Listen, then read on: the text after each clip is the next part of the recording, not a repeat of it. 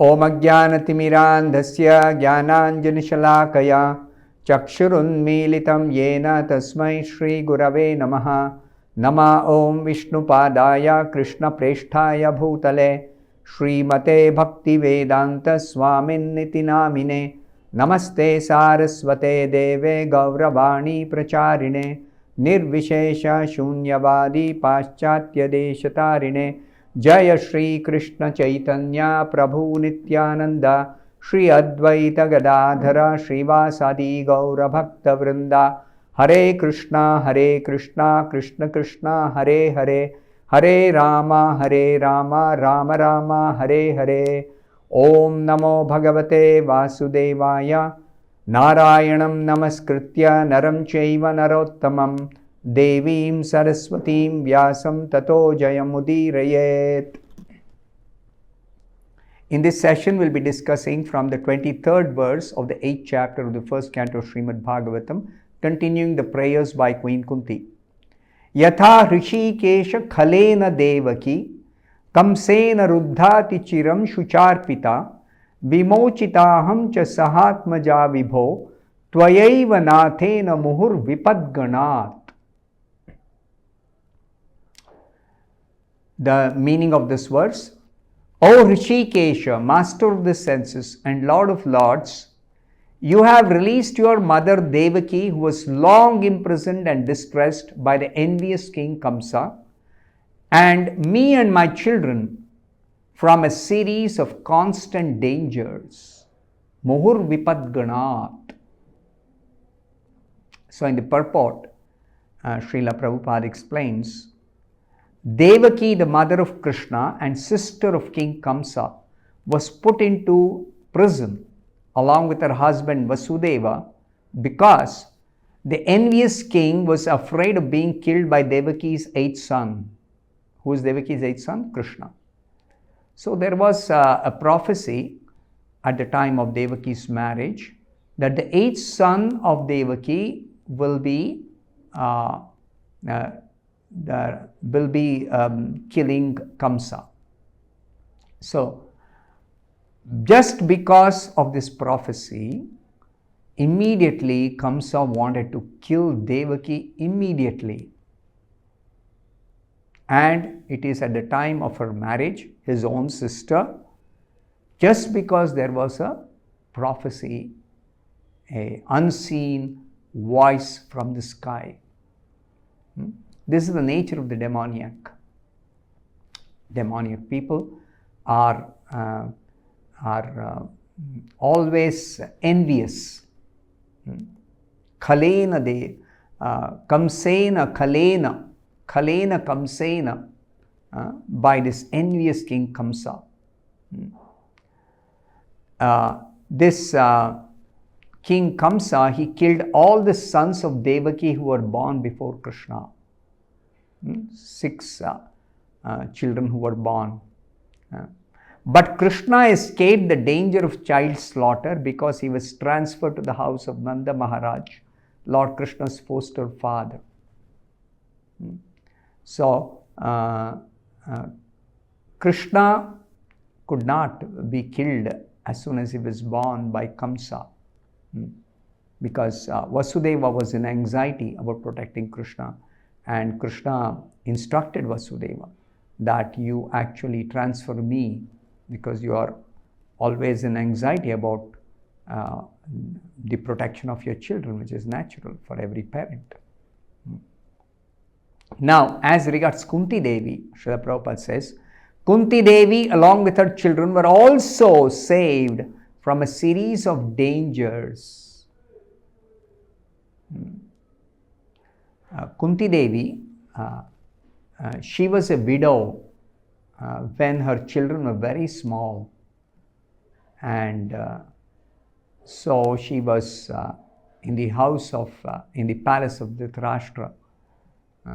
But this Dhritarashtra, who was very much desirous of enthroning his own sons, even though they did not have the right to rule, Dhritarashtra did not have the right to rule, neither his sons had the right to rule the kingdom of the whole world, being ruled from Hastinapura. The seat of the king of Hastinapura was the seat of the emperor of the entire world those days. So, in spite of that, being very, very greedy,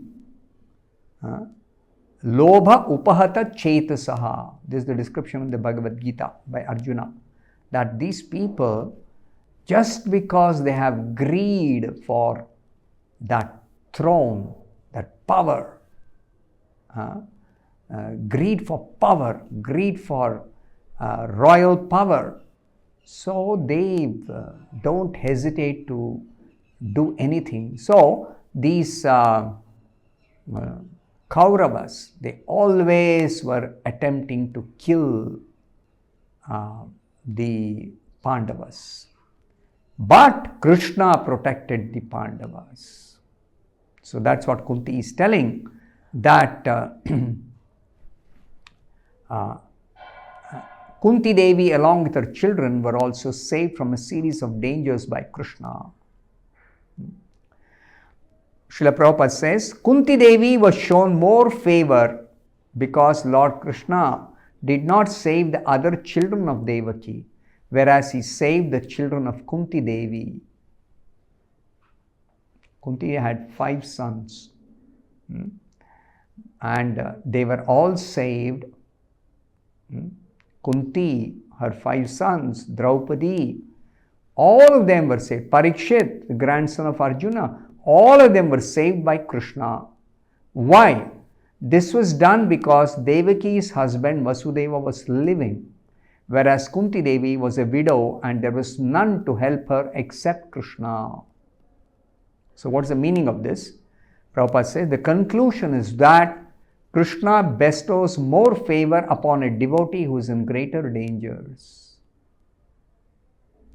Sometimes Krishna puts his pure devotees in such dangers because in that condition of helplessness, the devotee becomes more attached to the Supreme Lord Krishna. Actually, material existence is such that we forget Krishna and we think that we have to personally make our own arrangements for our protection, because material world is full of dangers. But then the reality is Krishna is always there to protect us, and Krishna wants us to depend on him for all protection, so that we become attached to him. So that simply by reviving our memory of Krishna and developing our attachment to him, which is natural for us, because in our heart there is dormant Krishna consciousness, then we become eligible to transfer ourselves to the personal abode of Krishna where we actually belong. This is the whole description in the Bhagavatam.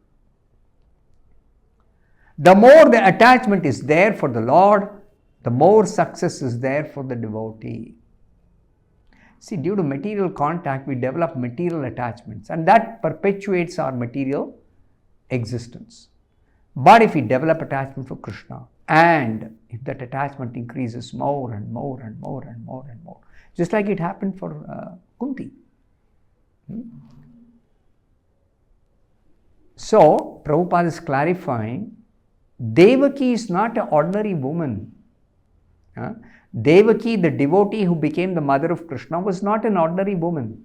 After all, who can become the mother of the Supreme Personality of Godhead?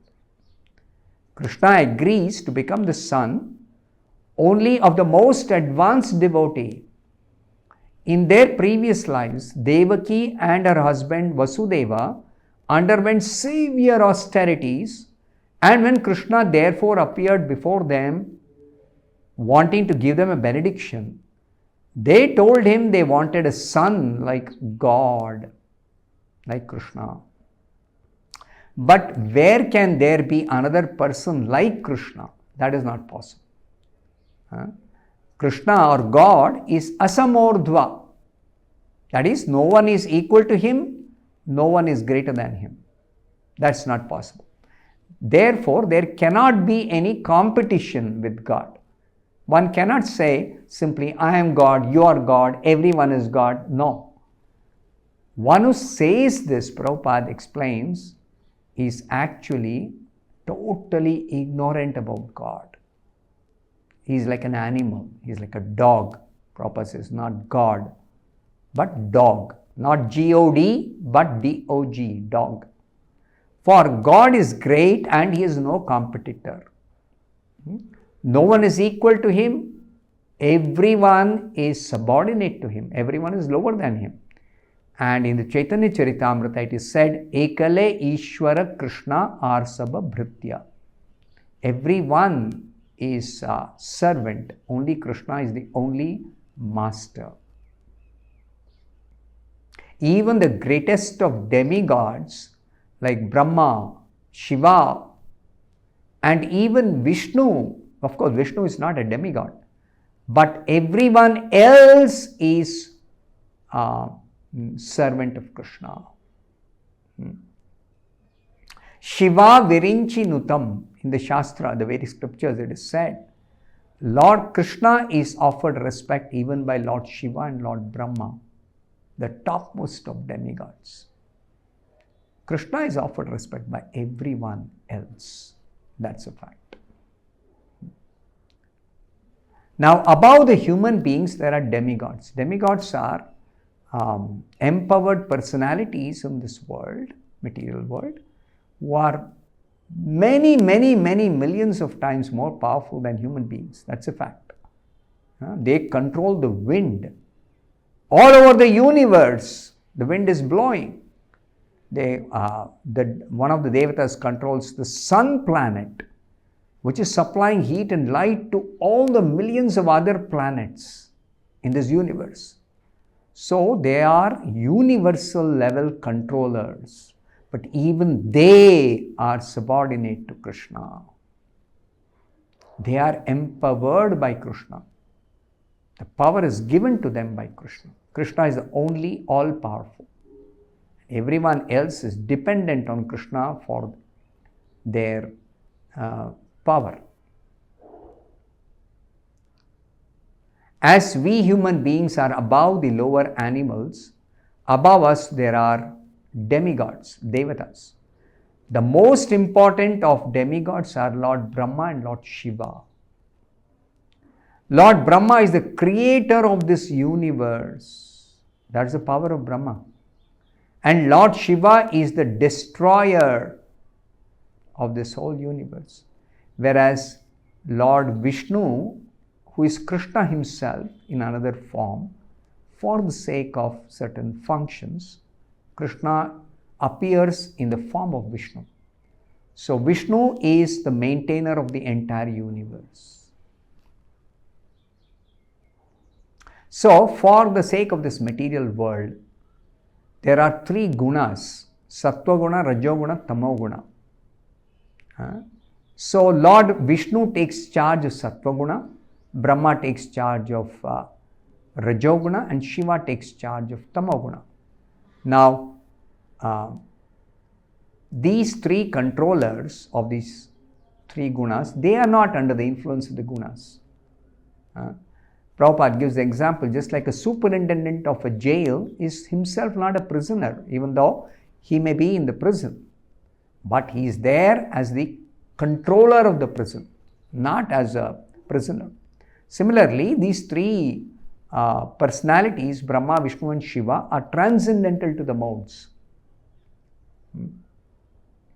But Krishna is a supreme controller above everyone else, and therefore he is known as Rishikesha. Rishika means senses, and Isha means the master. Actually, Krishna is the master of everyone's senses, of all the senses. So we have got senses and we think we control our senses. Actually, we don't control. The example is given, I've got this hand, I think I can lift my hand whenever I want. But if there is the control of Krishna is there, that he withdraws the power to move my hand, that happens when I may get a paralytic stroke. Then I cannot move my hand independently. So, therefore, Krishna is the controller of everyone's senses, and therefore it's called Rishikesh. What does it mean? It means that I must utilize my senses for Krishna's service. My senses are not meant for my enjoyment or my utilization. No, they are meant for serving Krishna. And that is the perfect situation, proper situation.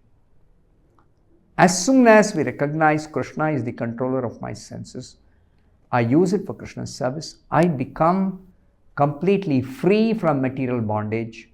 I reinstate myself in the position of Krishna's devotee, and I am eligible to go back to Godhead. I'll stop here. Thank you very much. Hare Krishna.